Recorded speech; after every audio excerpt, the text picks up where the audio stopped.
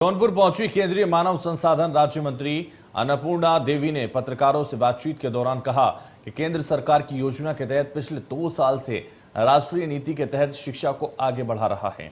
अन्नपूर्णा देवी ने कहा कि शिक्षा को बढ़ावा देने के लिए इंजीनियरिंग और MBBS जैसे अति महत्वपूर्ण कोर्स के लिए अब हिंदी के साथ अन्य भाषा में पढ़ाने का काम केंद्र सरकार द्वारा किया जा रहा है।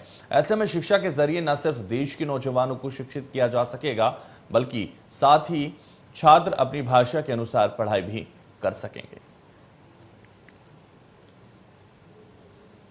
30 वर्षों के बाद राष्ट्रीय शिक्षा नीति है और राष्ट्रीय शिक्षा नीति के 2 वर्ष पूरे होने के उपलक्ष्य में हम सबको बधाई भी देते हैं, शुभकामना देते हैं। कल 29 जुलाई को 2 वर्ष पूरा हुआ और एक कार्यक्रम भी आदरणीय गृह मंत्री जी के माध्यम से रखा भी गया था।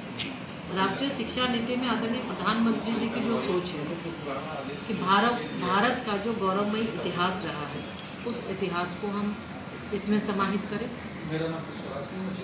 21वीं सदी का कौशल आधारित शिक्षा हम बच्चों को दें, ज्ञान आधारित शिक्षा हम बच्चों को दें।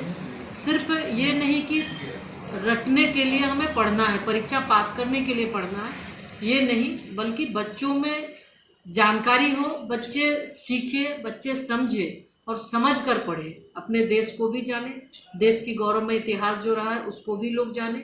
और इस शिक्षा नीति में लगभग हर एक पंचायत, पूरे देश के अंदर सभी पंचायतों से, सभी शिक्षाविदों से सबका राय लेकर ये राष्ट्रीय शिक्षा नीति बनी है। और ये राष्ट्रीय शिक्षा नीति एक महज ग्रंथ नहीं, बल्कि इसको आप ग्रंथालय कह सकते हैं।